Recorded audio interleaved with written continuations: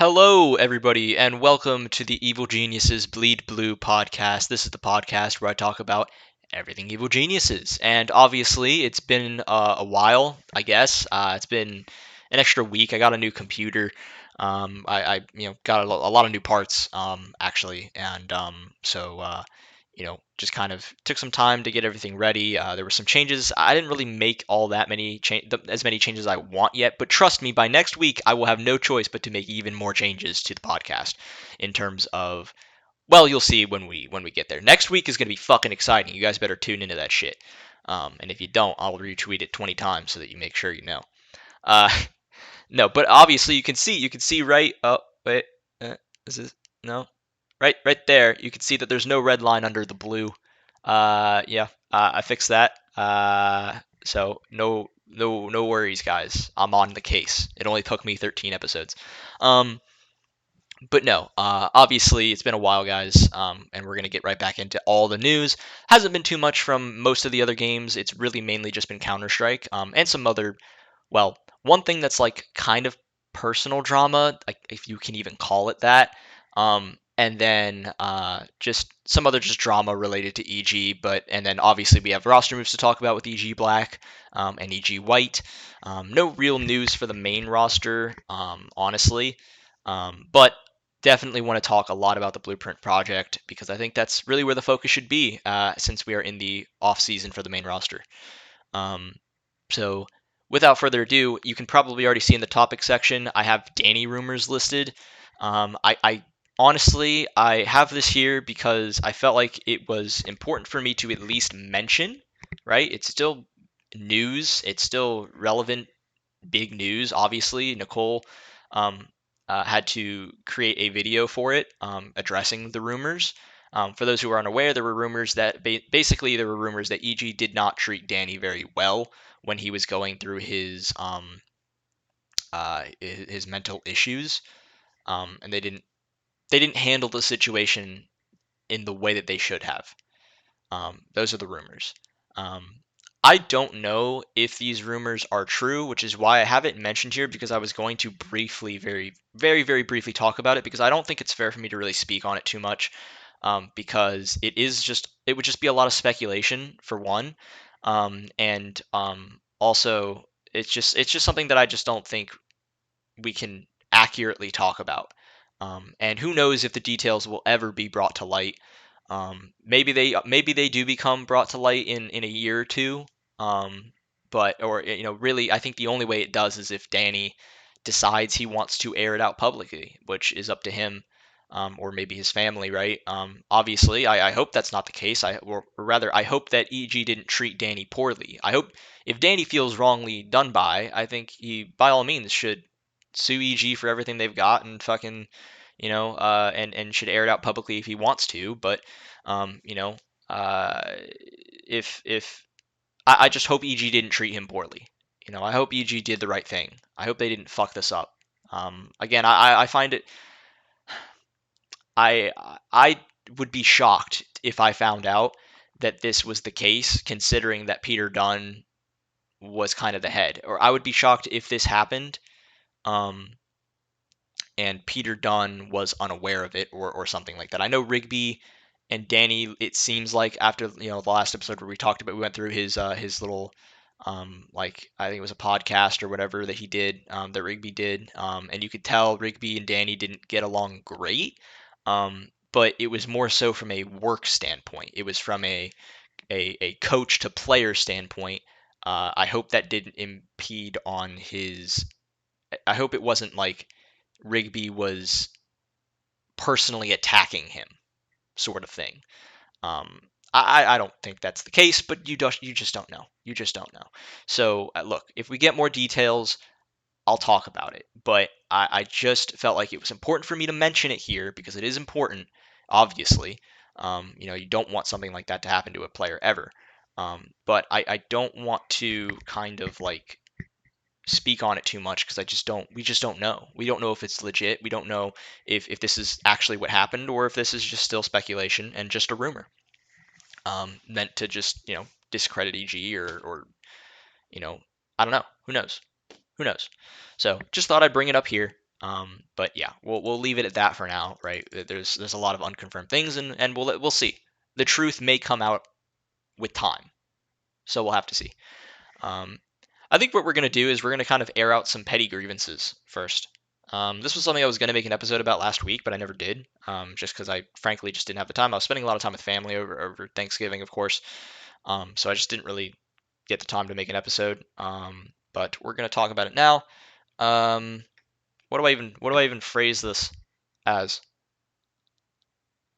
Petty grievances, I guess. I don't want to do that. Few I don't know. Petty, yeah, fuck it. Petty grievances. I don't even know how to spell petty grievances. Sure, that's that's okay. Well, we'll fucking roll with this. This is probably spelled wrong. I don't care. Point being, what are you talking about petty grievances? What are you talking about? What does that mean? Well, what I mean by that is I posted something on Twitter that I thought was relatively not really that controversial at all. I wasn't really trying to be controversial. I was just trying to, Valens made a a thread talking about some stuff just related to Counter Strike and just I mean the first line of this thread is, if you truly want to be the best of the best, you have to learn how to do things that aren't predictable. And he goes to kind of um, he just kind of talks about like just different things about the game. He's just trying to educate people about the game, right? And I mean, show off how smart he is, but just explain a basic concept about Counter Strike, right? And just how it works. That's all it is. It's nothing crazy. I mean, people do this all the time. Like, for example, DDK does this. All the time in Valorant. He'll post a super long thread about the game and just how to think tactically about things and how to approach certain ways and doing certain things to be better at the game or whatnot. And this is just no different. This is just the same thing, pretty much. And so I retweeted it because I thought it was a good thread, and I explained it in a brief post. And Daniel Lag15 Lagar, who is he's a guy who responds to a lot of he's active on Twitter quite frequently. If you've ever seen a Thorn post, he's probably replied to it. Um, you know, sometimes I agree with him, sometimes I disagree with him. I don't really air my thoughts out as much as he does, but I definitely air my thoughts out quite a bit. So we interact relatively frequently. No bad blood or anything. It's just it's whatever. But yeah, he had a problem with it because of the fact that Valens just obviously the DG has been shit, I guess. And so he doesn't think that Valens can have an opinion, or he doesn't think it's valid for Valens to voice. I mean, literally, I'll just show you the tweets. How about this? I'll just show you the tweets. So let's first look at Valens' tweet and kind of see what he's talking about here. So he says, if you truly want to be the best of the best, you have to learn how to do things that aren't predictable in game. It's easiest to counter the current meta. So does that mean you and your team should constantly be going against the grain in order to win? Herein lies an opportunity to expand on a concept that we should learn ASAP in our careers. When you are first learning how to be good, you learn by practice or by example theory. At some point, it's in your best interest to learn the textbook approach for multiple reasons. Um, one reason is because the best players in the world understand what is optimal in order to estimate when to be suboptimal. This is the same reason why these high achievers don't like it when their teammates do wild plays in practice while excusing it away as I should have had that kill. You would find much more success with these critical teammates if they trusted that you are breaking the norm because you know them in the first place. Build that respect for the game and with them, and you will unlock a new level of camaraderie and confidence. Closing the loop, you have to earn your opponent's respect in game in order to then deceive them. The thought exercise of how to mask the meta while subtly changing your approach can create chaos in the opponent's comms, frustrate your opponents, not your teammates. So, look, basically, his main point, which I go down to break down here, is just that it's very easy for people to see somebody make a crazy play and think, okay, well, I can just do that too. But what they're not doing is they're not understanding the context of the play and understanding, okay, well, he did it because of this specific timing, or he did it because we've conditioned them on this map to think a certain way. So if I make this play and I hit this timing, they won't be ready for it, right? It's things that are actually that look from the outside, they may seem just like chaotic random plays, but are actually calculated plays to catch off opponents based off of their tendencies. That's what this post is about, and that's kind of what I mention here. Is just that's basically I'm just summarizing Valens' point basically, and I basically just said it's a good thread by Valens. That's all I did. Didn't do anything crazy, and so we'll go through here, and you can see all the fucking replies that we had. It gets relatively expansive, but yeah, so let's kind of break this down a little bit. So he goes, his whole argument actually is invalid due to EG becoming one of the worst teams ever since he joined them. The downfall started roughly the same time he got signed, most likely not fully correlated, but still a fact.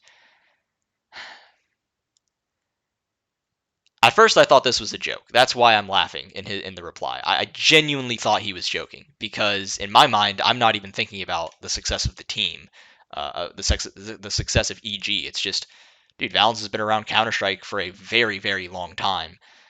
He's just you know, he's just making a comment about a fact of the game. That's just how the game works. It's nothing. It's not an opinion piece. It's a fact. Um, and so I just thought he was just joking around with a joke. And then he starts with becoming the best of the best, while his current employer is one of the worst downfalls ever in esports history. Look, is it that bad? I don't know. I think you're clearly forgetting Fnatic also had one of the really bad downfalls where Fnatic literally was like not even in the top 100 at one point, or they were like almost outside of the top 100. I think you're just forgetting that as a fact. But so I don't know about and that's just within Counter Strike. I mean, who the fuck knows? I'm sure there's been worse in other esports. I think you could easily make an argument that TSM in League of Legends has been quite the fucking downfall from Grace. Maybe even just as an organization themselves, their downfall has been unbelievably terrible. So I don't know about this, but he's right in the sense that EG is had a very very significant downfall. But I don't agree with it in the sense that people do this a lot. They take the old EG and their success, and they just assume that the new EG it should be at that level. And like I guess I agree with that. They should be. But I think if you actually pay attention to the different philosophies that like Nicole has compared to the previous ownership, I think it's quite clear that Nicole just has a different way of wanting to manage the teams than the old ownership did. The old ownership wanted to get the best players in the world and would do anything to do it because they just wanted to win as the end goal. Whereas I think now EG is wants to focus a lot more on developing young players. And while I understand, and in many ways, like I talked about in the last episode, I actually am very critical of EG for doing that. I don't think it's not what I want to some degree. Like I think it's okay to develop young talent, but to be throwing away all the money they're throwing away to get the results they're getting, it's just not worth it. I don't think they're doing it the right way. But I just don't agree that it's one of the worst downfalls ever in esports history.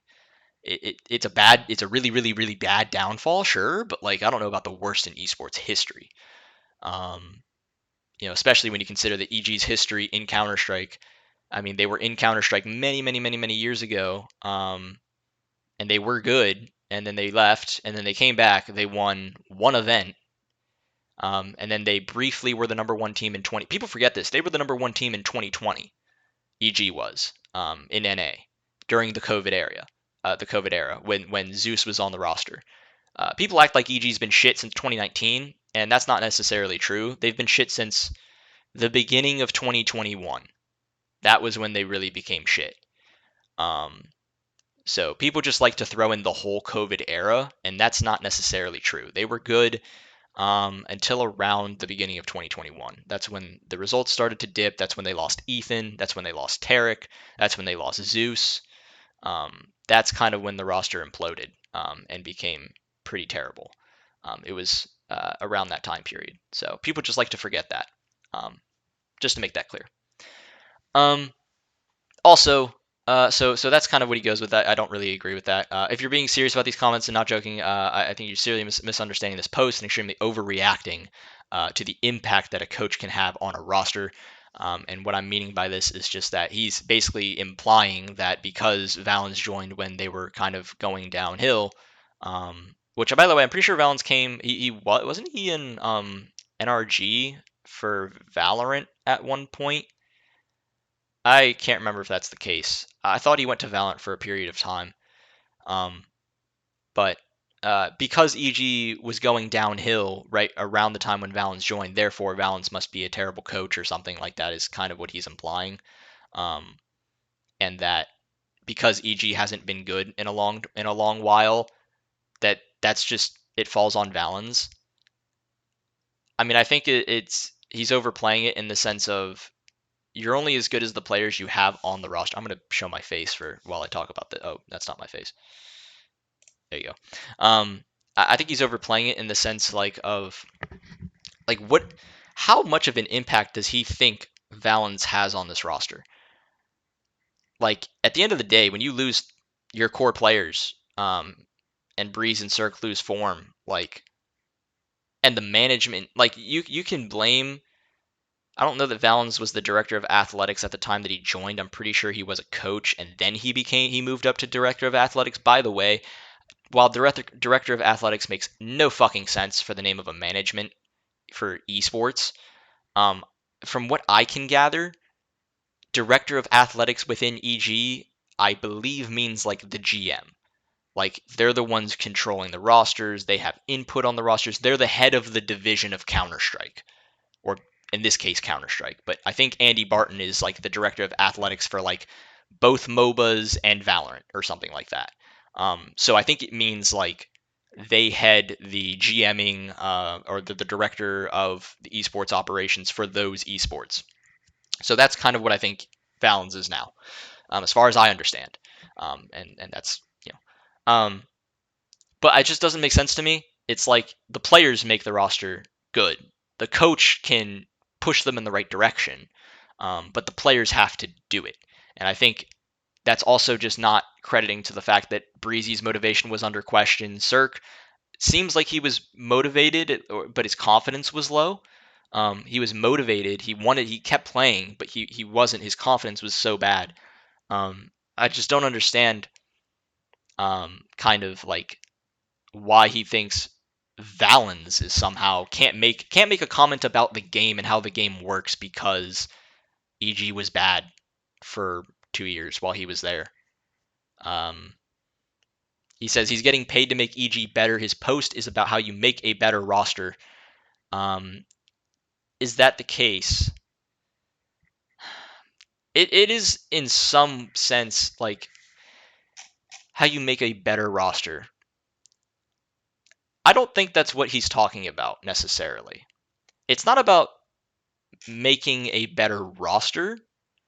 It's more so about understanding the game in a sense of how to understand.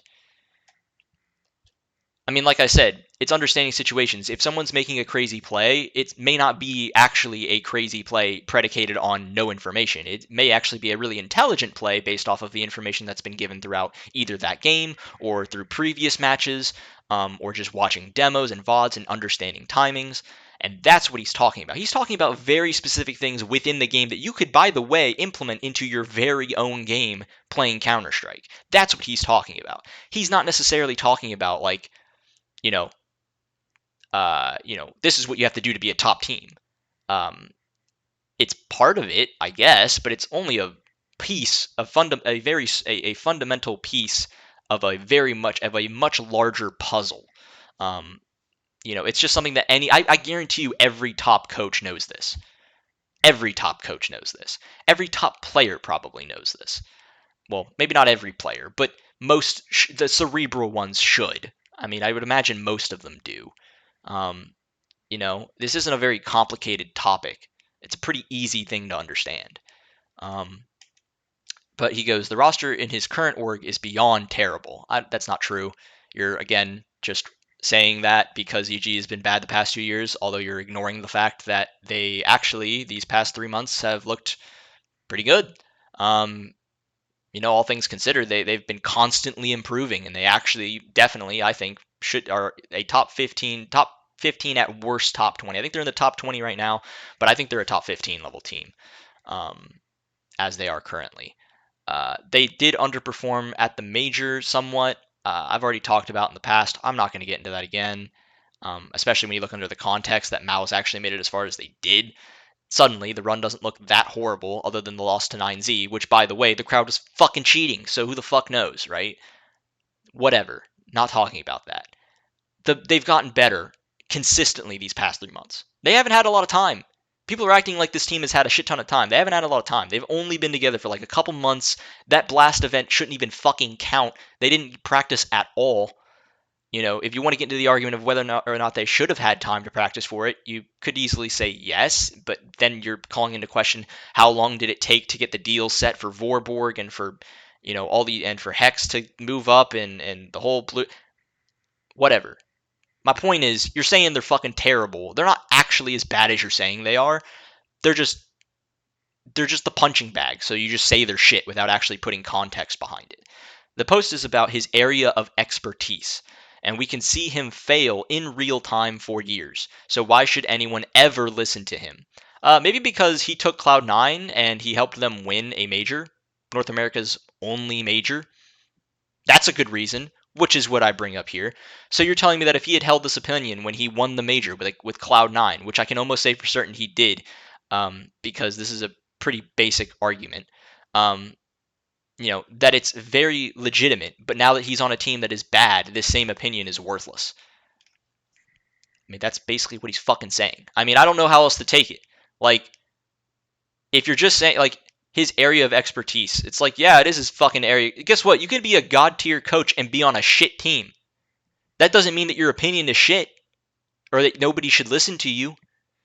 Just means you're on a bad team and you're trying to figure stuff out. And it's more than just like, it's not like if Valens is a tactical fucking genius as a coach, which, by the way, he's not even the head coach. He's the fucking, he's part of analytics. So he's helping the coach, but he's not even directly involved.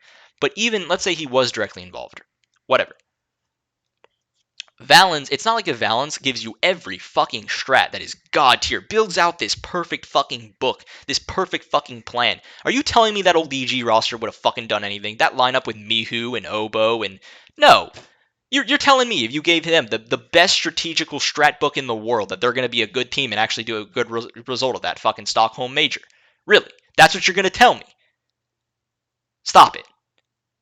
You can be fucking smart and you can be damn good at your job, and your team can be shit. Just how it works, man. Just how it works. Coach can't have that much fucking impact. They can't take a shit team in Counter-Strike and turn them into one of the best fucking teams at the event. Not how that works. I said this is the same argument as saying Player X is good and therefore his opinions on the game are always correct. Don't you see how ignorant this is? That's not the same, Mr. Strawman. He's paid to be the director of athletics, which is like, I don't even know if he knows what director of athletics means, but I would assume, based off of what I've seen, how people title their names in Evil Genius's organization, that it means like GM, director of operations, that type of thing. If he lives as he learns, shouldn't at least LCS or CSGO teams improve since 2019 when he became head of data science? By the way, they did. When, since 2019, in 2020, Evil Geniuses was ranked number 1 HLTV during the COVID era. You just forgot to mention that. So they did improve, and then the roster blew up, and they had to sign new people, and they signed...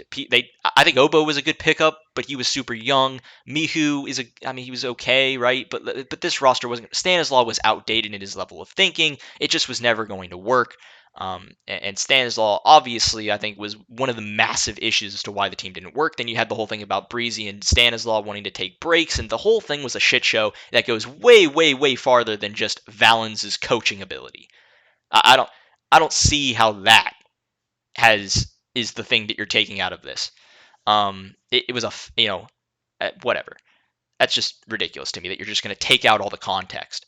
And also, not only did CSGO improve in 2019, because in 2020 they were ranked the number one team in the world for HLTV. I understand that's a little bit misleading because NA and EU weren't playing together at the same time, but they were definitely the best team in fucking NA.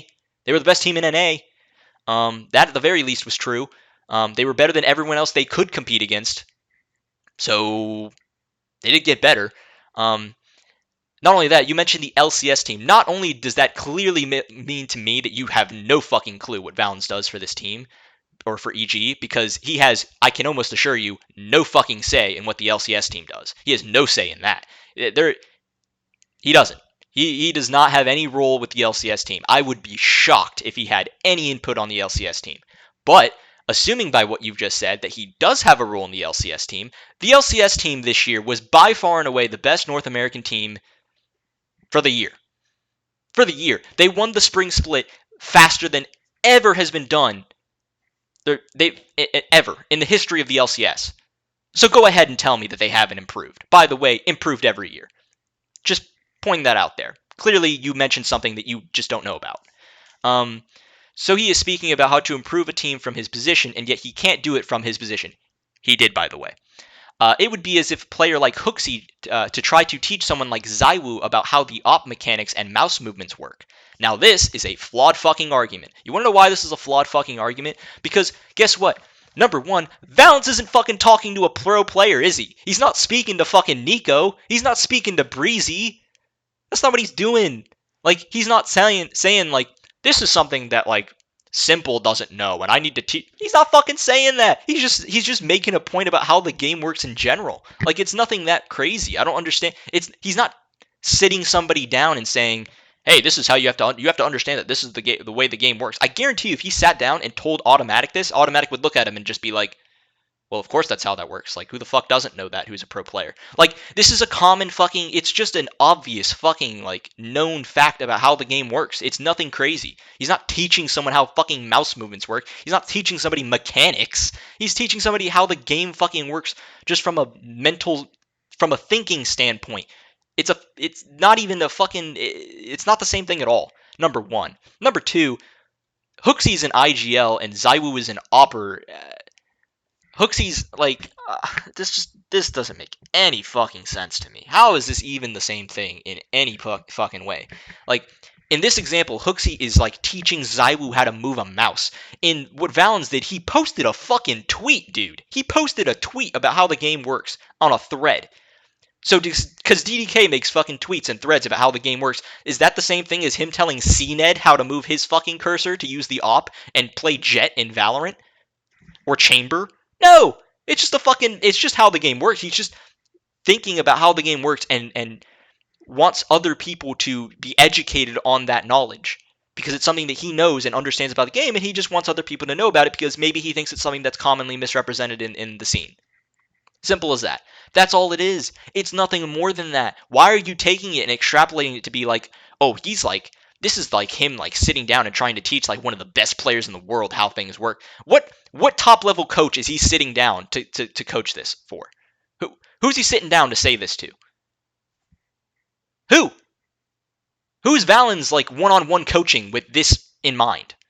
Because you're saying Hooksy trying to teach Zywoo. So in my mind, it's like you're saying like Valens in some way is trying to coach like fucking Zonic.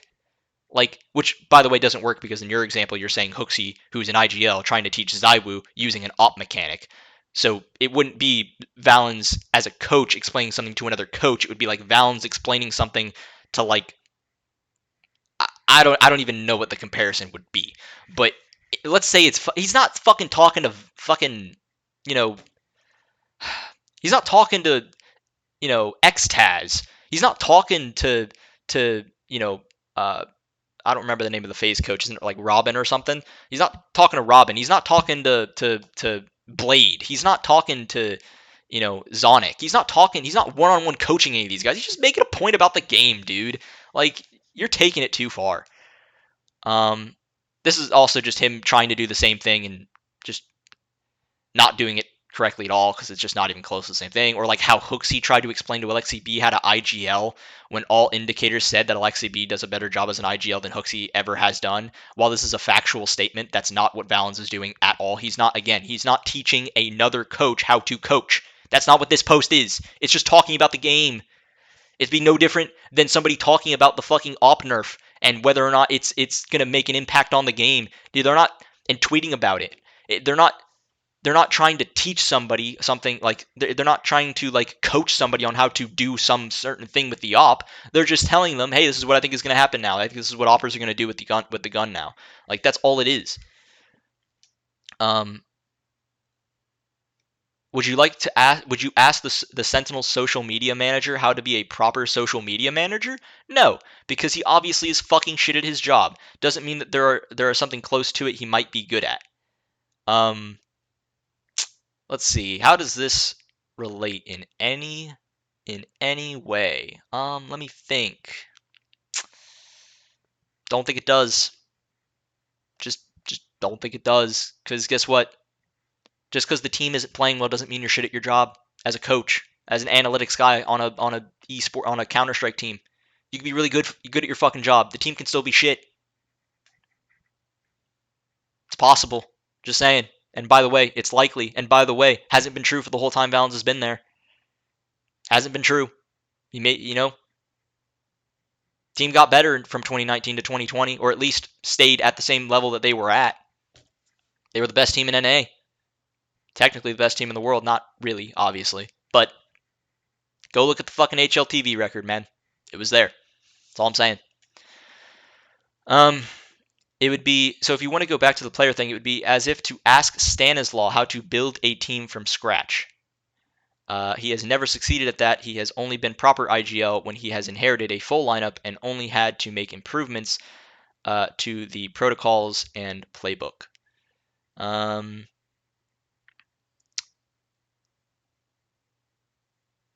mean, for starters, how do I take this? Stanislaw, how to build a team from scratch. I mean, look. Stanislaw's recruited players onto his roster before. I know he's never built a team from scratch, and yes, it is true he has typically been better when inserted into a lineup. This, by the way, still does not relate at all to what Valens is doing because he's not, it's not the same at all. You're not asking Valens about something that he's bad at. If he was, I don't know, just doesn't fucking make any sense to me. I don't know. Weird, man. Weird. I don't really get the thread. I don't really understand why he got mad at it. I don't really understand why. Like, what he never addresses in this entire thing is if he actually thinks the point that Valens is making is wrong. Because I think that's where you get checkmated, frankly. Because I think you read it, it makes perfect fucking sense. It's a pretty obvious, it's a pretty easy point to agree with in terms of how Counter-Strike is played, and it's a common misconception that young players typically have and that new players typically have to the game at any level of play. That they just don't fully understand how the game works, and so they may see something that looks ridiculous, looks crazy as a play, and looks like it's just someone saying fuck it, I'm gonna do something weird, but in actuality it's actually calculated, and that's really what the point is. And so I don't really understand how he's making his point is invalid due to what he's done in his career, which or what he's doing right now in his career. That doesn't really make a whole lot of sense. Also, by the way, not to mention, obviously, he just said, he did say, like, hasn't improved since 2019, and I already pointed out that in 2020 they got better. They also got better, I don't know, these past 3 months. Like, look at the team now compared to where they were when Stewie was driving it into the fucking ground. I think you can quite clearly see that there's been massive improvement, and they actually have an identity as a team. So, I just don't get it to me. Like, you're attacking them because you just think they're shit and you want to dogpile on them, essentially. There's no other reason to do it. It's just the thing to do right now is to shit on EG. And some of it is deserved, but some of it isn't. and to me that's just kind of fucked up. So there was also some other drama with him that I had. I think at some point it was during like an AMA or something. Trying to find it. There was an AMA where that Vorborg had. I'm trying to find it because there was an AMA with Vorborg, and I had responded to it. Let's see. Let me go to Vorborg's Twitter and see if I can find it real quick here. I'm sorry. I know this isn't really flowing very well. I'm a little out of it after not doing it for a while, and then also this just fits right along with kind of what we were just talking about, and so I feel like it would be a good time to mention it. I just found it, by the way, so here we are. So this was kind of a little sequence that we had as well. Vorborg was in this one. And as you can see here, Vorborg was doing one of his AMAs, which he very generously does. Nobody else really does this. At least I haven't really seen many other coaches or people of who is a coach for a Counter-Strike team, the head coach for a team, really do this. So I'm always very appreciative of these. I really appreciate everything that Vorborg does. And when it comes to these AMAs, and many times people ask some stupid questions, but a lot of times there's a lot of people who ask really good questions, and I really like reading them and seeing the answers. It gives me more insight into the team, which is something that I think we seriously lack sometimes when it comes to supporting Counter-Strike rosters. So I really appreciate it. And so I asked him, this was around the time where the update just came out with Anubis and the op. So I asked about Anubis. I said, thoughts on Anubis as a map, thoughts on Anubis and what it means for it to replace Dust 2. And I mentioned that you guys have put a lot of time into Dust 2, even though results have been underwhelming on that map. How does this affect you all going forward? And so obviously I didn't ask about the op nerf because I feel like it doesn't really change all that much. Maybe op or spam less, but I don't think it's a big deal. And I didn't really want to ask about the M4 changes because that, to me, I think the bigger change when it comes to Evil Geniuses is going to be their map pool.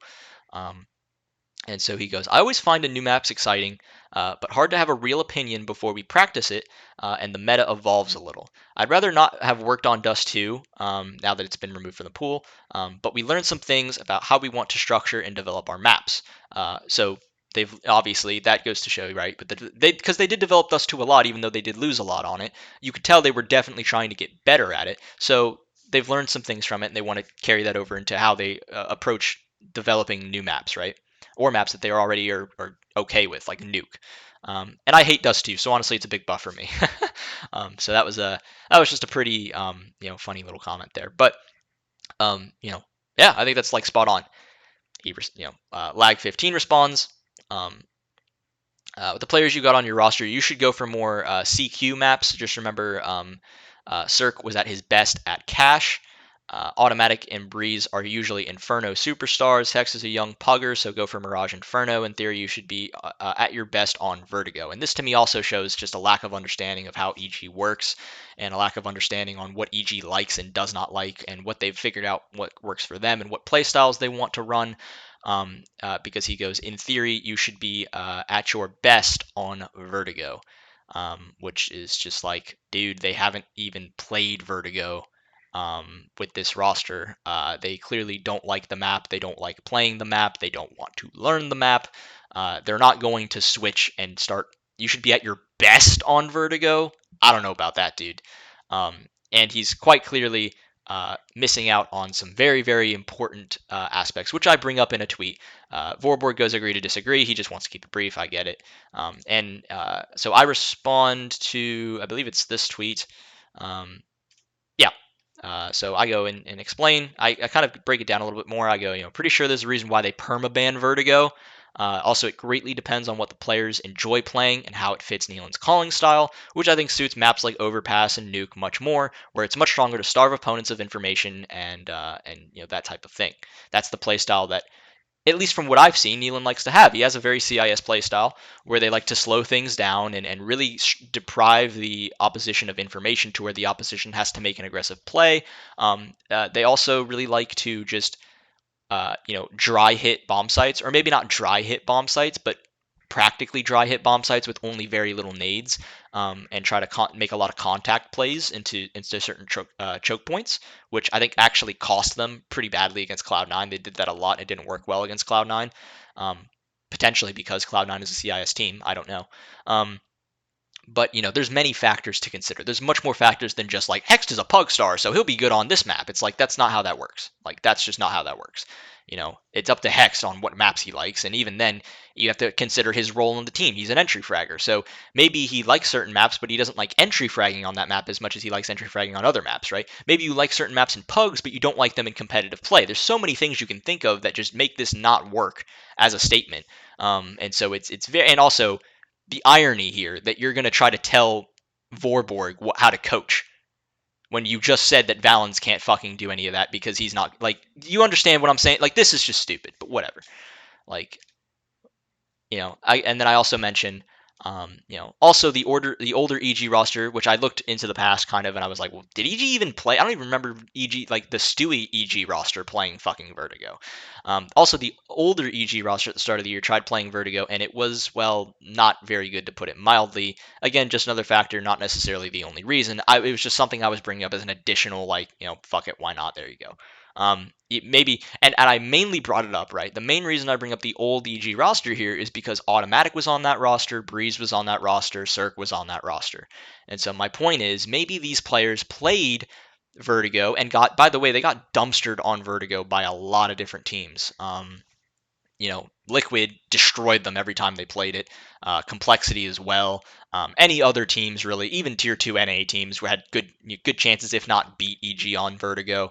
They just were not good at Vertigo, and Stewie just kept. I don't know if it was Stewie, but they just kept playing the map, or they would float it sometimes, and it just never worked. So my point being, maybe Automatic and Breezy and Cirque just don't like the map. They just don't like how it plays. They don't enjoy it, and they don't want to play it. Right? They just don't want to play it, and maybe their previous experience with the map with Stewie in the old roster, maybe that kind of soured their opinion of the map a little bit, and it led to them not wanting to play it anymore.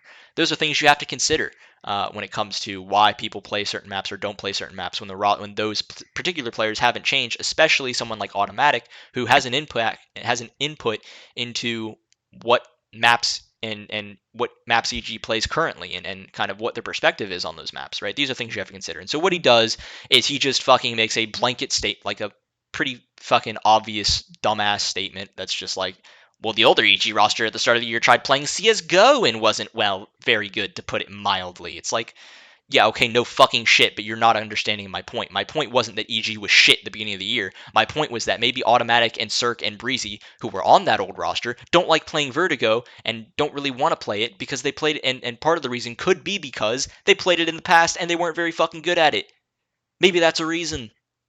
Just a thought. Just a thought. That's not even getting to the fact that, Neelan's an in-game leader. Maybe Neelan doesn't like the map. Maybe Vorborg doesn't like the map. I know a lot of people don't like the map, so I don't get it. But whatever. I didn't respond to this because it was Vorborg's AMA, and I didn't want him getting added and brought into the whole fucking thing, or just even have to see it on his timeline. That's just not fucking good or worth it. Especially when this is something that he doesn't have to do. He kind of does it out of the kindness of his own heart, really.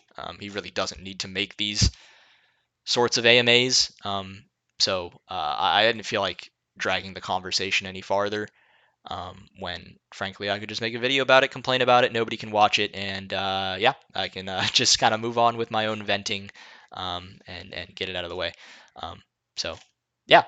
Anyways, that's kind of it for that drama, as I've now taken 45 minutes to go over petty grievances, a section that was definitely not supposed to take 45 minutes, I'll tell you that much.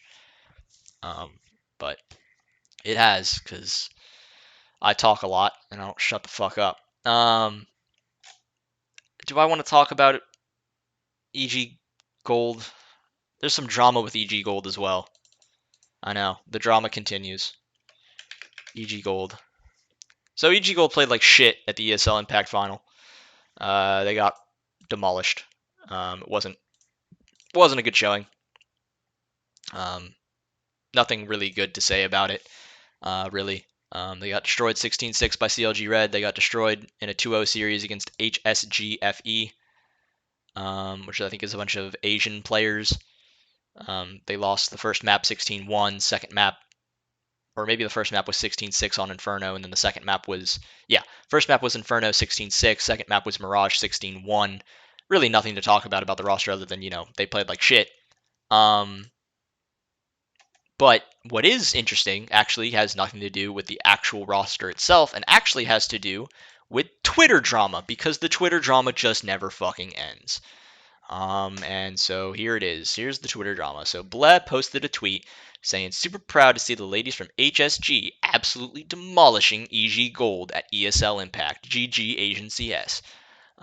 And Kassad, obviously, seeing the fact that they got absolutely curb stomped, and it was EG, of course, and EG is, Kassad and EG don't have a great relationship because EG kind of fucked over Kassad.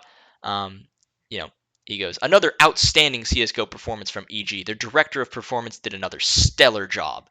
Obviously, kind of making it back. Obviously, there's been a lot of drama between, if you can even call it that. It's been pretty one-sided in Kassad's favor. You know, Kassad and director of performance at EG, who is, let me see here, isn't it Doctor Gamer, or GamerDoc? It's GamerDoc. That's the one. But basically, right. This is, by the way, Gomez is the he used to be the let's see, yeah, I think he was the old CEO of Order before they kind of shut down. He put, Alex, you need to chill. Alex is Kassad. Kassad, you need to chill. All the roles have been taken, and they have 2 people running performance, a director of CS:GO, and 3 head coaches. Yeah.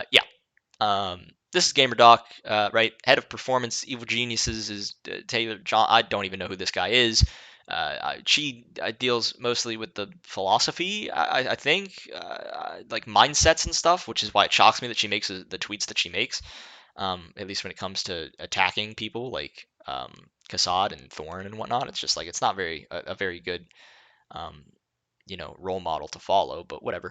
Um, uh, Again, director of performance, head of performance, like what the fuck do these even mean? Like, you know, what are the standards for this type of position? Like, it just seems like you just gave them a name to sound cool. Director of athletics, again, what the fuck does athletics even mean in esports? But whatever, I assume it's like a GM or a director of operations, that type of thing.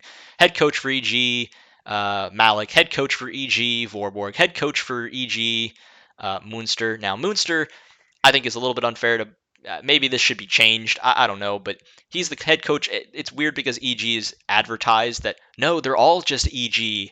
We won't separate between the main roster, and yet they obviously do with EG White and EG Black. So this should probably just be head coach for Evil Geniuses Black, or actually, I think Munster is the head coach for Evil Geniuses White. So whatever. That's what it should say, but it just says Evil Geniuses because that's how they market things, which is stupid, but whatever.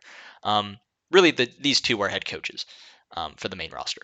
Um, you know, so I mean, and look, you can very well have ask your questions about whether or not, like, what the fuck, which one focuses on which things, like, what does Vorborg focus on compared to Malik, and how do you differentiate the 2 based off of their title? You can't. Whatever. It's definitely a fair comment. I thought it was really funny that he said that, which is why I liked it and retweeted it. And then Bless it. I'm sure they can create a new one. But of course, GamerDoc had to say something because she's GamerDoc and she can't fucking keep her mouth shut about anything that is at all critical of Evil Geniuses, especially when it comes to Kassad. So she said, luckily, this isn't the first time a mediocre middle-aged white dude has even been obsessed with me. By the way, calling him mediocre clearly shows that you know nothing about Counter-Strike, but whatever. Also, you're attacking his age, his race, and the fact that he is, and his sex. So, congratulations, you have just done quite the fucked up tweet. Listen, I'll be completely fucking honest with you. If I made this kind of tweet and it was related to my business in any fucking way, I would be fired the next day. Right? I would just be fired the next day. So, but GamerDoc, I assume, has a good relationship with Nicole, so that'll never happen.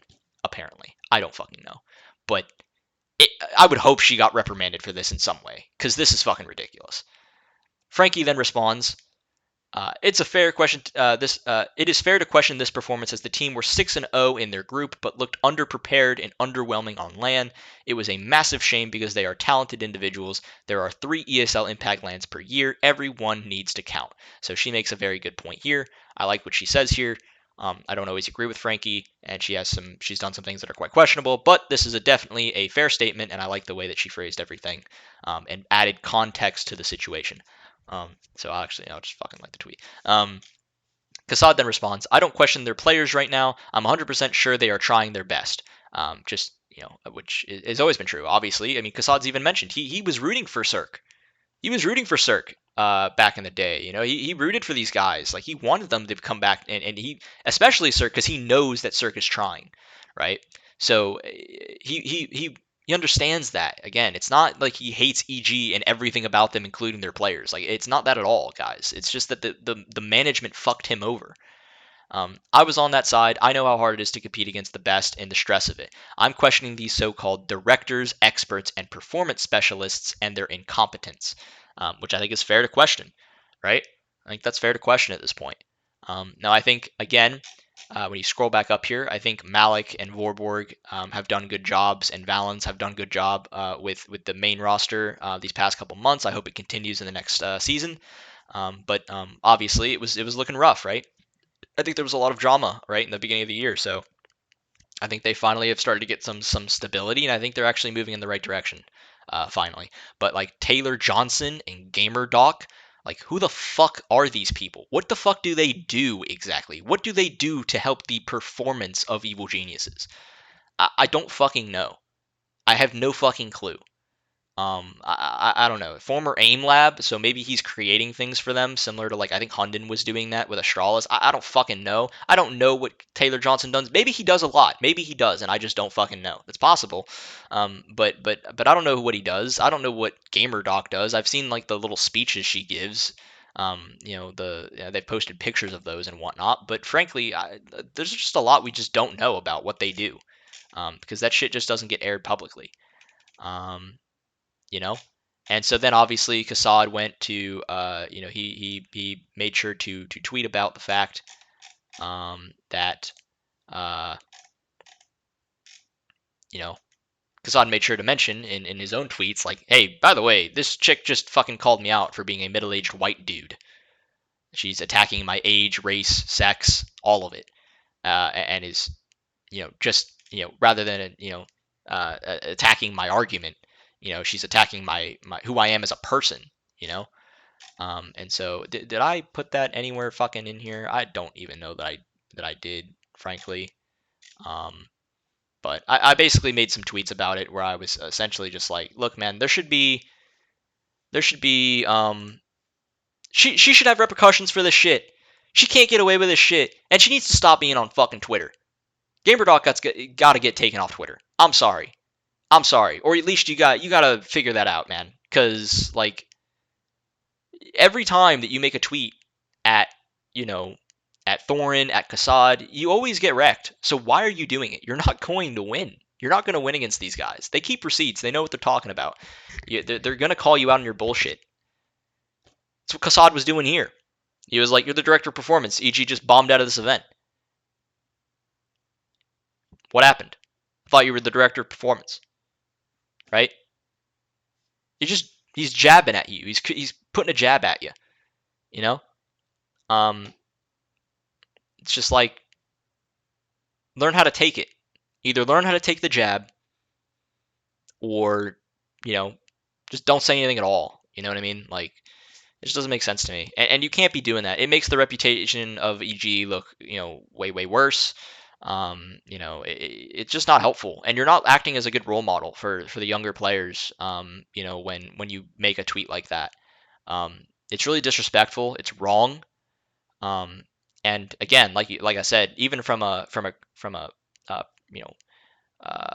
occupation standpoint, you were incorrect about Kassad. Kassad is not a mediocre person in Counter-Strike. He has done many, many roles and is by far and away one of the best free agents on the market right now for a GM, coach. He can help with a lot more than just coaching or GMing. He can help with so many other things like contract negotiations and all those types of things, right? Like there's so much that he can do, and he showed it when he was on 100 Thieves with Renegades. I just don't see how how you can say that and not see that you're just lying. Whatever. All right, guys. Enough of the drama. I'm done with it. It's hurting my head. We're basically an hour in, and I haven't even gotten to any of the big news yet. So I will get to the news now. Guys, roster moves have happened, and it hasn't been much. It hasn't been much, but it still has been something. It still has been something. So, actually, I'll just name this Blueprint Proj. Blueprint Proj. So, what's the news? Well, some EG black and EG white players got moved around. So Viz had to be a stand-in at one point because they got rid of Chop, I believe, and they didn't have they didn't have a new player to step in yet. I think at some point during their event where they participated in, I believe it was ECL. Yeah, it was ECL where Viz stood in for like 2 games, and then and then eventually George Snorts from Nouns, who had that really good run at the major qualifier, has been rumored to be replacing Chop, which I think is super cool. It's basically in the woodwork. I think it's gonna basically happen. I'd be shocked if it doesn't. Um, you know, and then additionally for EG White, let's see, DJ got taken off of the roster in favor of Momo, who is coming from, I believe, Vendetta. And he is Momo, for reference, is 20 years old. He's a pretty good young player. And DJ, who was one of the better players on EG White, has now gone to ATK. And so kind of I've seen some mixed somehow. Look, man, I saw this and I thought, okay, that's the right first steps to make, I guess. But I'd like to see more roster moves in the future, going for younger players, younger, more talented, up and coming players. Players that have a higher ceiling potentially. And so I really like that. For example, the George pickup is really fucking good. I think that's a insanely good pickup. I think George, if he performs this season, will get the move up to the main roster if somebody doesn't perform on the main roster. Potentially it could be Hexed. Potentially it could be Breeze. I don't think you're replacing Nealon or Automatic from the rifler positions that they have. So I would imagine it would be either Hexed or it would be Breeze, just kind of depending on how it goes. But obviously, that's just kind of subject to how well it goes for EG Black and George, and compared to how well it goes for the EG main roster. Even if George performs well during the stint, if the EG main roster starts performing much better, it gets really good results, then obviously roster moves probably won't happen. So it just kind of depends, right? But I've heard some mixed results. People somehow think that this is like, well, first off, people are upset that DJ is off the roster, which to me, I'm like, look, I understand people love that Party Astronauts roster. They love it. It's hot shit. They won Fragadelphia. They beat Big Academy. I get it. Super cool. They're one of the best teams, right? In NA. But I think people are misunderstanding the purpose of the Blueprint project. The point of it wasn't to sign one of the better teams in NA and to just not make changes. The point of it was to sign 2 teams to develop young talent, to give them the resources to improve at a better rate, to send them, to be able to send them internationally to compete and improve faster, and give them the resources to do that. I think that was the purpose of the Blueprint project. That's what makes sense. Look, DJ's 29. He's one of the better players on the team, but he's 29, guys. He's at his peak. Is DJ ever going to be good internationally? Is he going to be on a top 10 team in the world? No, he's not. It's like the same thing that I have with Pwn alone, and Pwn alone will probably stay on the roster longer because there really just isn't that many oppers that are up and coming that are maybe better than Pwn alone. I think maybe you could take a flyer on like Woohoo, I think, from Vendetta, or maybe like a Dare from Iron Blood. I think he's an opera as well. I think at least. You know, I think they have some potential, I guess. But you know, especially Dare. But it's just like these guys are old, and no shame against them. They're an incredible team. I'm glad they play as well as they play, but it doesn't. It's twofold. Not only does it do they not fit what the project is meant to be, but it actually hurts them in some ways because look, you mean to tell me that this if they were still party astronauts, you mean to tell me that they wouldn't have made it to the Rio Major? They would have been there. They might have like obviously during that qualifier for to go to the Blast Showdown, they didn't make it, but they could have. They were very very close to making it, to winning that qualifier, that like Fire League event. And they potentially, if they were still competing in ECL, could have won ECL and made it to Pro League. So if anything, it's kind of hurting them that they're not able to go to these events because guess what, guys? Even if they did qualify for the Blast Showdown, they wouldn't have been able to participate because it's you can't have EG having two teams at Blast Showdown. That's just not gonna happen, right? So I don't know, man. I don't think people are understanding they're just looking at it and they're like, oh, removing DJ, who's one of the better players and who's been in the rock for the team. Like I just don't know that makes sense to me. And it's like, guys, did you just want them to not make any roster moves and just keep sending them to the very few amount of international events they can compete at? For what? For what? Like I just don't get it. You know? Um, they're at their peak, man. This is it. This is as good as it's going to get for these guys. And I'm sorry, but I don't know that if you move Pwn alone up to the main roster, it's an upgrade over Cirque. Cirque has been spotty, but Cirque has been better these past couple of months. And frankly, I think even Cirque, like I think Cirque when he's been good these past couple of months has been better than Pwn alone. And I think people frequently what they do is they look at player, this player is playing at tier 2 NA, not even tier 2 EU, tier 2 NA, and is playing pretty well.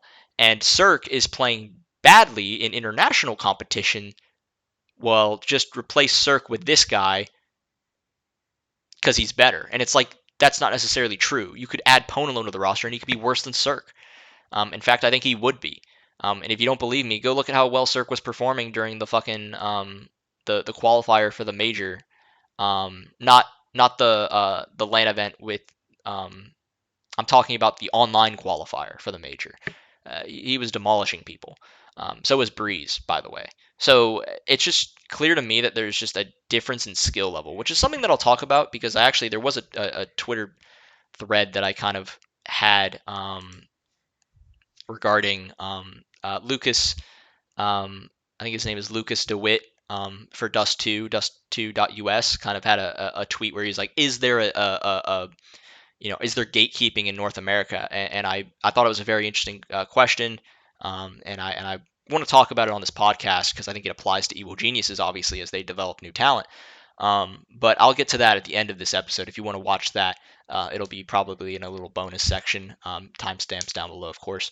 Yeah, so to me, I think it's a good move. I think these are good moves. I think Momo, for example, has performed well on this new roster for EG White. I mean, he performed extremely well against X13. He's been, by the way, EG White is playing in CCT Series 2, while the EG Black Squad is playing in ECL season like 52. But so look, I don't know the other two teams that EG White played against. They played against a team called One Jin and Eclipse. I don't know how good those teams are, but I do know how good X13 is, and they destroyed X13. 16-4, 16-7, and Momo was the best player on the team with a 50 and 12 or 50 and 22 stat line, 1.74 rating. Viz had a higher rating than Momo did, but I still think that's pretty damn good for Momo, obviously, and he performed well in the other matches as well. I'm just not really talking about them because I don't know who those teams are, so I don't know if that's even quality wins. But Momo looks promising. He's 20 years old, so I think that's a lot of that's good news, right? That's good news. like I said, and then George, 19 years old. You know, he's been performing well on this EG Black roster. EG Black beat MIBR. They beat MIBR, which is a quality win, 2-0. And George was one of the better performers, 36 kills, 34 deaths at a 1.05 rating. That was pretty okay, I guess. Now that I look at it, Wiz performed pretty good, had a 1.11 rating. Stanislaw 1.54, 55 and 35. You'll never see that. That's not consistent to rely on, but it can happen every once in a blue moon, I guess. And then they played against Snake's Den, I believe yesterday or something like that, and they did also pretty well. George 43 and 30, 1.3 rating. Stanislaw had another breakout fucking series again somehow, but not something I want to see that consistently. Wiz also played pretty good, 35 and 27 with a 1.2 rating. So overall, those pickups look good. I think I want to address quickly. People are kind of like, you know, oh, if you, I heard like Ryan on the Double Doors podcast say like, oh, if you pick up George, that means it's an expectation that he's going to go to the main roster. And to me, it's just like, well, look, I mean, in theory, right, the point of these two EG Black and EG White rosters is you're going to sign a lot of young players, and the hope is that they can move up to the main roster. But it's not a guarantee. If George doesn't perform in these next couple of months, no, he's not going to get the step up. And also, even if he does perform well, if Breezy and Automatic and Hext perform really well, George ain't getting that spot. He's just not. Um, that's just how it is, right? Because I think what people are doing is they're just saying, oh, X player is performing super well in EG Black or EG White, they should get the move up to the main roster. And it's like, well, you have to look at who you're replacing, not to mention what roles are they replacing, right? Can George really replace Hext? That depends on what roles George wants to play compared to what Hext wants to play, right? There's a whole bunch of factors that go into this that people just aren't thinking of. They're just thinking X player is pretty good, George is pretty good, he played well at the qualifier, he's been playing really well for a while now, he deserves a step up. So EG should be giving him a step up to the main roster soon, and it's like it's not that simple. I think this EG roster, the main roster at least, won't make roster moves for until the end of this season, which will be in the summertime of 2023. I think if they shit the bed in these next couple events, they don't perform as well, or maybe they do perform better, but maybe certain riflers aren't performing very well. Maybe then you look in to bring in George, right? But realistically, you have to look and say, is George going to be better than Breezy or Automatic or Hext? Maybe Hext, but even then, it's hard to replace Hext because of the motivational aspect he brings to the team, the camaraderie, and the hype that he brings to the roster. Obviously, it could happen. Hext hasn't been amazing for this roster. People are kind of overhyping how good or overstating how good he's been. He's been good. He's been okay. He's had good series. He's had a couple good maps and a good series occasionally, like that one against 9Z in the major qualifier. But Hex was one of the worst performers at the major. I'm not really gonna dog on him too much. The kid's young. I think definitely you give him another season of play to see if he can up his game and get better and be more impactful on the team. So that's just it's the same thing with Breezy and Cirque, right? Like Breezy and Cirque have been up and down these past couple months, but they've been better. But you want to see them take the next step in this next season, and if they don't, then you have to consider replacing them. But even then, it's going to be hard to replace someone like Breezy, because let's face it, dude. There's not many players, riflers right now in NA that are better than Breezy at what Breezy can do, right? So it's really tough to do that. So who knows? Who knows?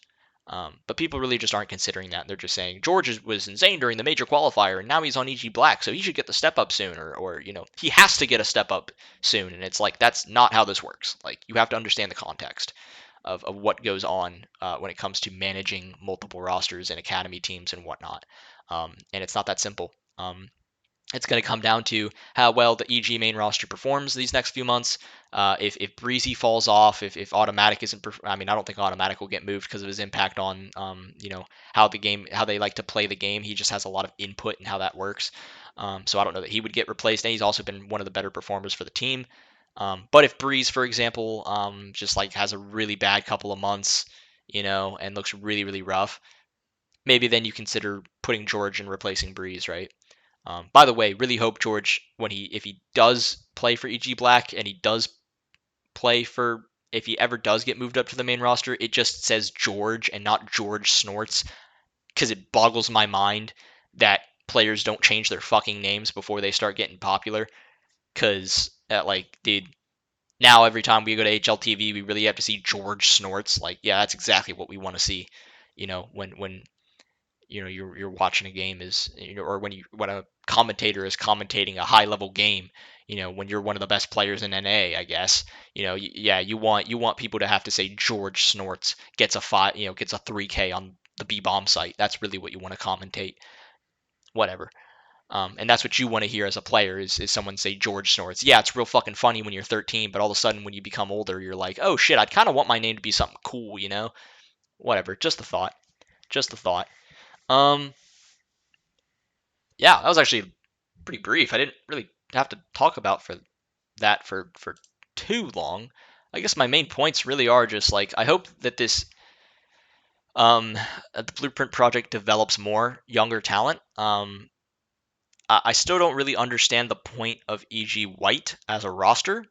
Um, I really think it would be best in an ideal world if E.G. White participated in the We Play Academy League. I know I've already said in previous episodes all the logistics make that difficult, mainly two reasons. One, the age restrictions, and two, the fact that you have to fly the players overseas, um, which is kind of also because of the age restriction, why that is a little bit of a problem, because obviously it's going to be pretty hard to convince parents of 17-year-old kids to go fly them to Europe for an event, and with no guarantee that they will actually even make the main roster. Not to mention the fact that these players most likely, have fucking school and real life to deal with. It's pretty hard to rip somebody away from school to go to Europe to compete. So I don't know. I think like I really do think that's really the only way that EG White though like has a future path in CS. Otherwise, I just don't see the idea of EG White as a team. Um, because they're not going to be able to compete in really all that many events, and even the qualifiers they compete in, even if they qualify, they can't play in those events because the main roster is playing in those events. Um, so yeah, I just don't really understand the point of EG White right now.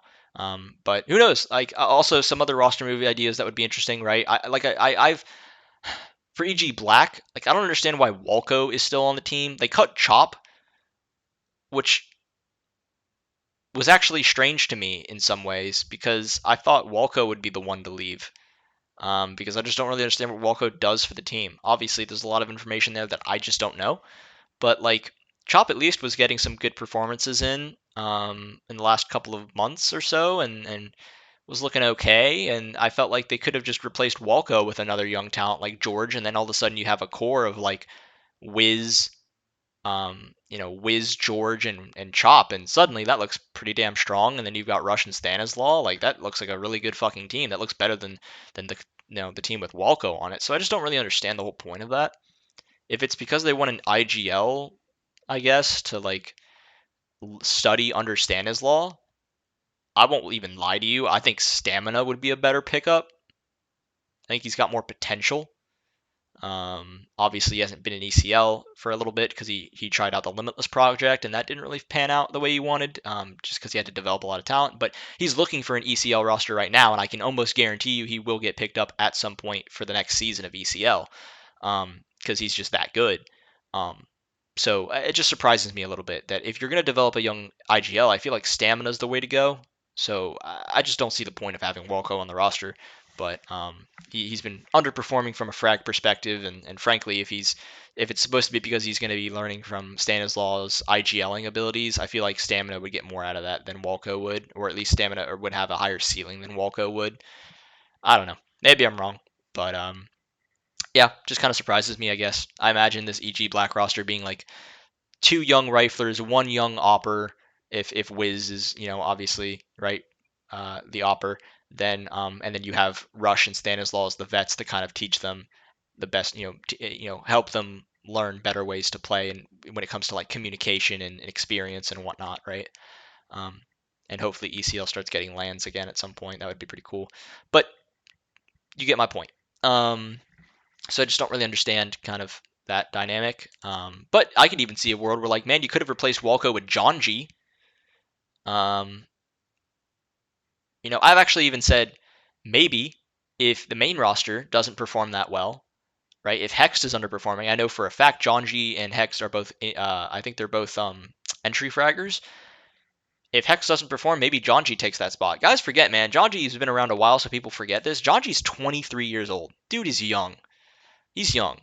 Like when I say like this EG right roster is too old and they need to break it up a bit, like look, that may be true for Pwn Alone and for DJ and I mean Viz is 21 years old.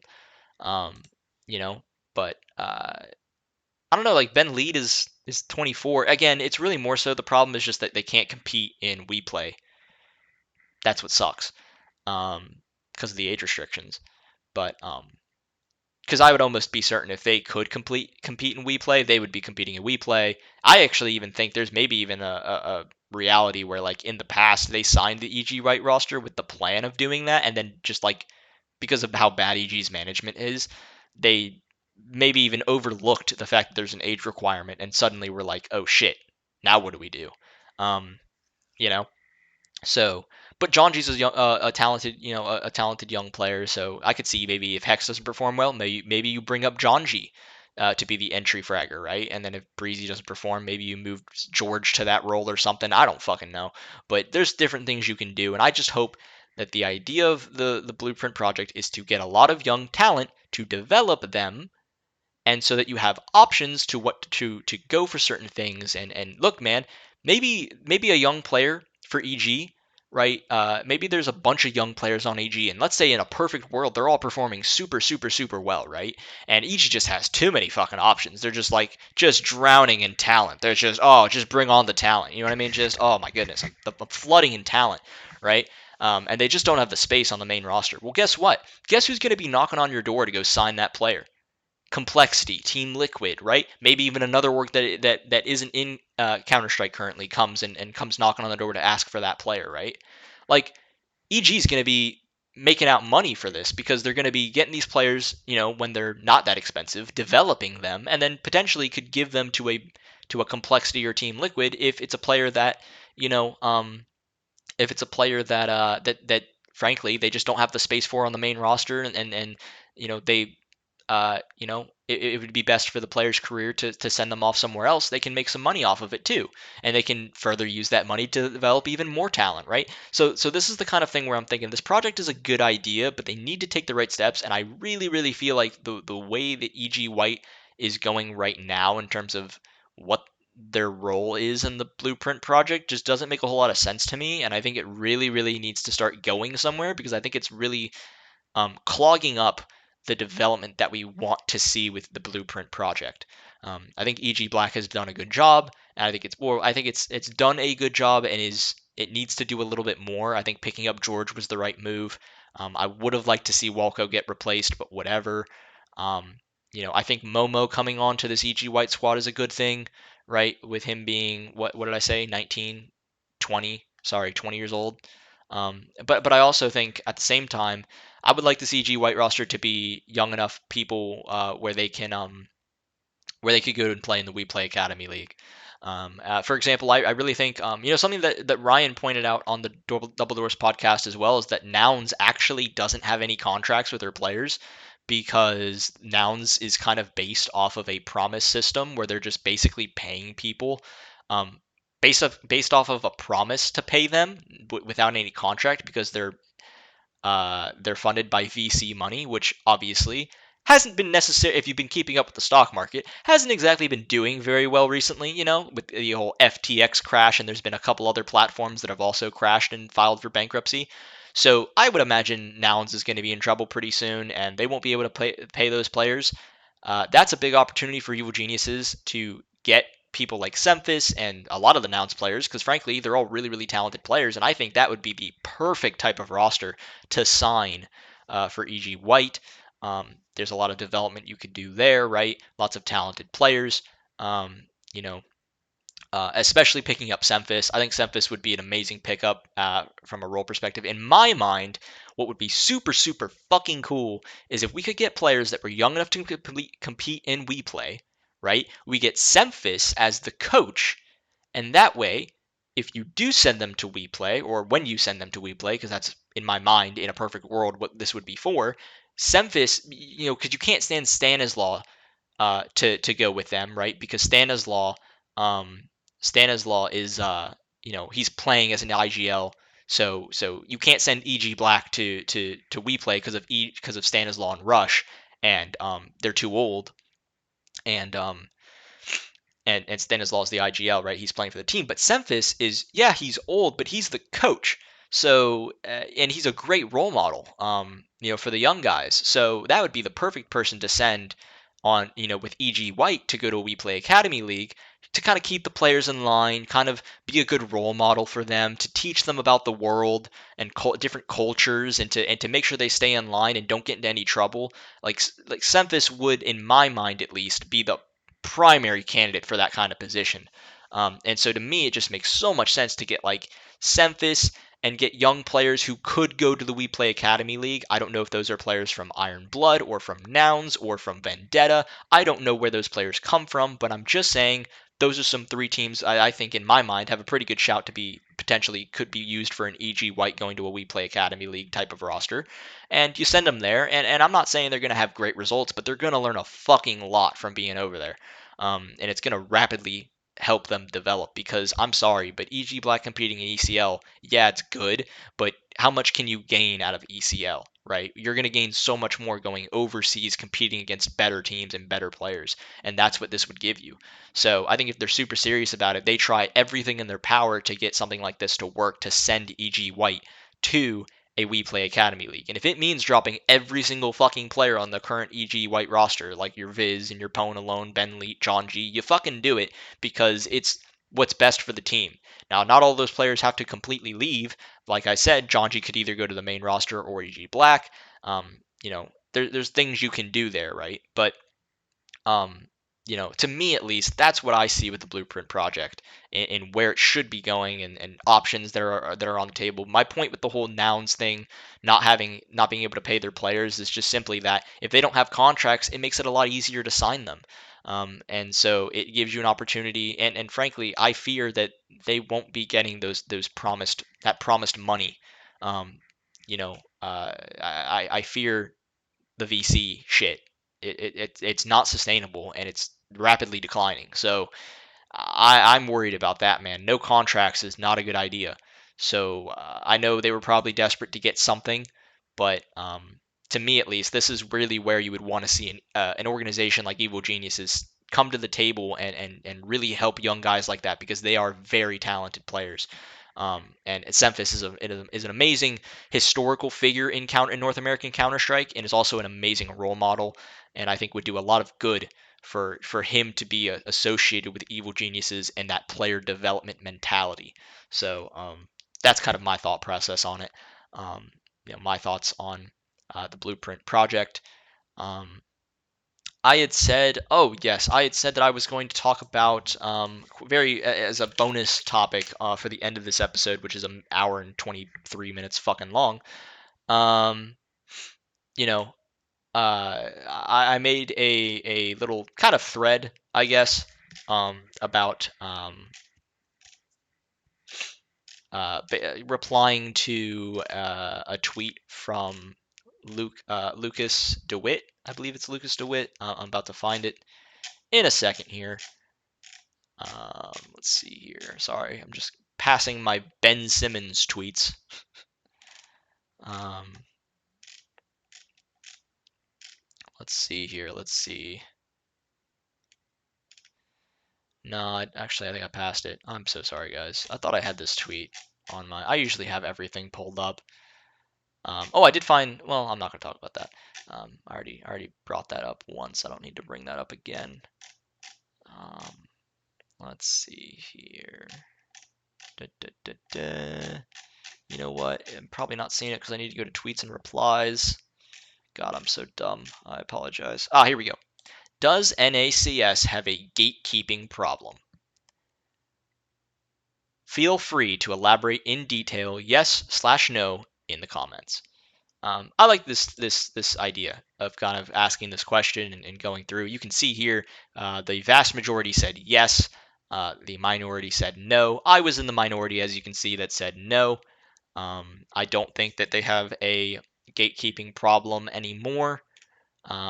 Munster replied, said, not worse than any other industry, just like in other professions. Connections are important, but ultimately skills is what matters the most. In CS, if you're a hardworking player, enjoyable to be around and perform well, your time will eventually come. I think that's pretty fair to say, but doesn't really get into whether or not there is a problem or not.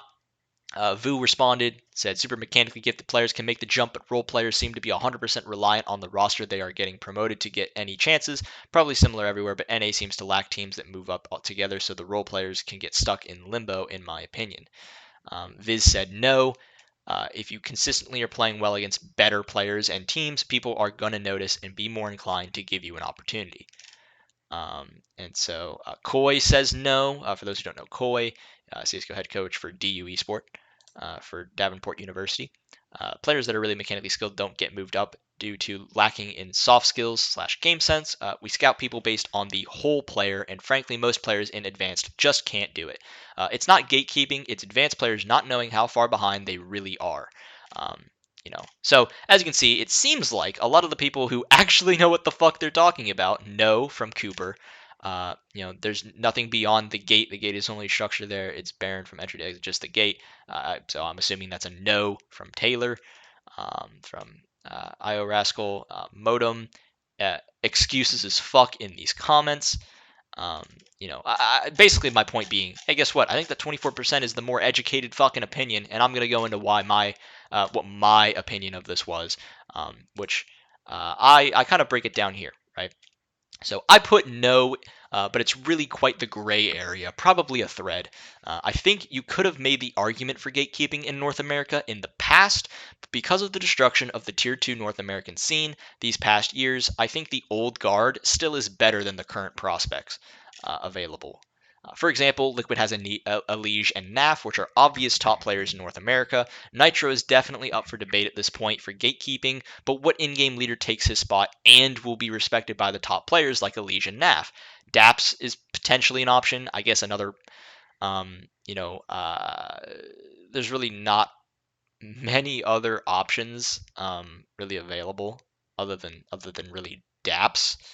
Um, and then also OC is a similar problem where he's been okay as an opper, but still relatively underwhelming compared to all the hype he had going into Team Liquid. Oh, the other option for this was JT. Potentially could be JT, but JT's not really like that great tactically. Complexity hasn't really gone that well, so like, is it really worth getting rid of Nitro, who has a lot of chemistry with Elysian NAF? Like, I just don't know. Um, you know, uh, Problem is there's no, so OC's been overhyped and hasn't been that great. Problem is there's no North American opper who looks as ready as OC right now, which is true. As for EG, I think Breeze has improved in the last 3 months, that he is a top rifler in North America. Obviously not compared to his peak, but relative to the rest of North America currently, he really is one of the best available right now. Automatic obviously deserves his spot as well. Um, you know, and also with the EG main roster, they brought in Hexed, right? So that's obviously, you know, um, a move up there. That's promoting young talent. That's not gatekeeping in any way. But like I said with Breezy, he obviously has had his struggles in the past couple of years. But you know what? These last couple of months, he's actually had glimpses of some seriously good performances. His consistency has definitely improved. And I think just the prospect of that even being a possibility just means that Breeze is just going to stay on the roster because his talent level is just so high. So there is nobody, as bad as you may think it sounds to say Breezy is one of the top riflers in North America, guess what? He really fucking is. That's how sad it is to be in North America right now. He really has been one of the best riflers in North America. He is right now one of the best riflers from NA. You could make the argument that maybe Breezy could get switched out on complexity for like a Grim or maybe even like a Fang, but like I don't know, man. Like I don't think you're gonna get much better. It's not that much of an upgrade. I think the best upgrade in that argument is probably Grim. You know, Hex got the move up justifiably from Carpe Diem, so no issues there. I like to see EG make more changes due to EG Black and EG White to bring in younger talent, like I said in this episode so far. From players like or players from Iron Blood, Nouns in particular look like great prospects. Using Stanislaw and Rush as figures to guide and teach younger players looks like a good move, and I don't really consider that gatekeeping if they're actively developing the younger talent. Overall, I think it definitely used to be a problem, but now I think it's more on tournament organizers and organizations to make the necessary moves to develop the talent available in the most efficient/effective way possible. There is talent, but it's just not world ready yet, and that's really my main thing. Is people get upset about George not being on the main roster yet, or saying that he will be there soon. And frankly, it's like, and then people overblow how well Hex has been performing. Look, man, Hex was one of the best players in North America on Carpe Diem, and he's on the main roster now, and you can tell, like, if this was the North America of old, Hex wouldn't have probably gotten the promotion yet. Hex probably would have had to wait another year or so. The players were just better around that. When we had a tier two scene, I think it would have taken Hex a little bit more time to really break out and stand out. He would have had to perform in those DreamHack Open events, right? He would have had to perform in those types of in smaller lands to really, really gain the respect, right? And then he would have gotten the spot to the main roster. But because those types of things, not only do those events not exist anymore, but on top of that, the level of players in North America don't exist anymore. The whole tier two scene just up and went to Valorant pretty much. So it's like it's not, people just want to rush these talents out into the tier one scene, and they're just not ready yet. Like, George just isn't ready yet. Hext probably got the move up, and it was justifiable, but he's not really ready yet. It was just more so of, hey man, we gotta put somebody in there, you know. He wasn't just he's not quite ready yet for tier one. You can see it when you watch him play. The results speak for themselves. Um, I'm not saying he won't be. I'm just saying he just needs a little bit more time. He just needs more time being exposed to these types of teams and this level of play before you can justifiably say he's ready or not.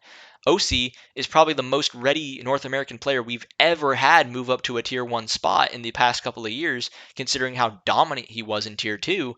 And I guess the obvious ones are OC and Grim. Grim never really got the positions that he wanted, and OC got the position that he wanted, and he still hasn't even been that amazing. He hasn't like taken over the scene by storm, tier one by storm or anything. He's a streaky opper.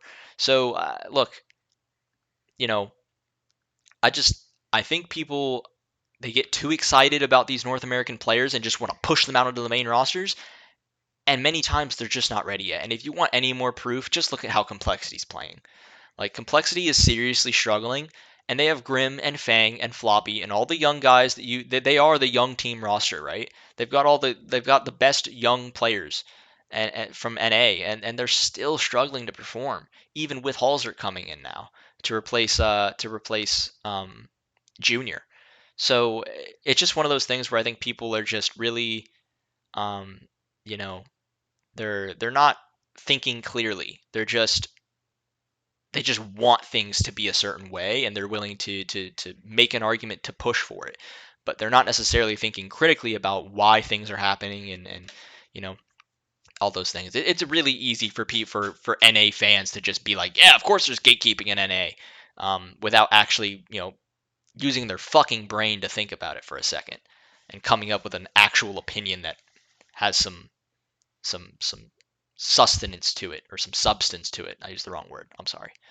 Um, so, anyways, those are my thoughts. I'm gonna really hate having to timestamp all this. Oof, brutal. I mean, it may not be that many timestamps, but just you know, I feel like I was kind of all over the place with this episode. And maybe I said things and I took certain things too far. I don't really know. It's crazy, dude. It's been a crazy week. Past couple weeks, really. But I will say it's about to get even fucking crazier, because guys, next week, I believe it's next week. Yeah, next weekend, I will be making a special edition. Real quick.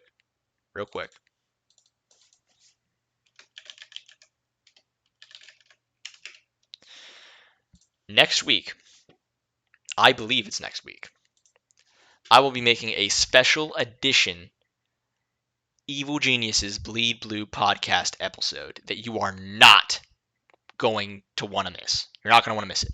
I can guarantee you with 100% certainty, you will not want to miss this episode. I can't tell you about it yet because I want it to be a surprise. And I'm gonna retweet it like 15 fucking times on my Twitter. So if you haven't fucking followed me on Twitter, follow me on Twitter at at Fusion WTTC. Follow me. Get the news. Uh, yeah, it's gonna be so fucking sick. I can't wait. I've got a lot of stuff that I gotta prepare for it. It's gonna be super fucking cool. Um, and I'm really looking forward to it. Also pretty fucking nervous, but you'll see why I'm nervous when the episode gets released. So yeah, with all that being said, guys, I hope you all enjoyed this episode. I know it was fucking long, just like all of them are at this point, because I just can't shut the fuck up. Uh, but my ramblings have come to an end. Just know that next week is going to be fucking super special awesome, and you're not going to want to fucking miss it for half a fucking second. Fuck yeah. Have I said that enough? Uh, yeah. And yeah. Hope you guys all have a great week. I'm sorry I didn't get to post an episode last week. I would have gotten all the drama out of the way, and this would have been more focused on EG and the Blueprint project, but it just didn't end up happening. Um, so hopefully I've made up for 2 weeks worth, right? You could technically split this episode in half, and it would be like whatever. Um, but yeah, guys, tune in next week. Let me know what you thought about my comments in the comment section below. And yeah, I'll get to I'll looking forward to next week's episode. So see you guys next week.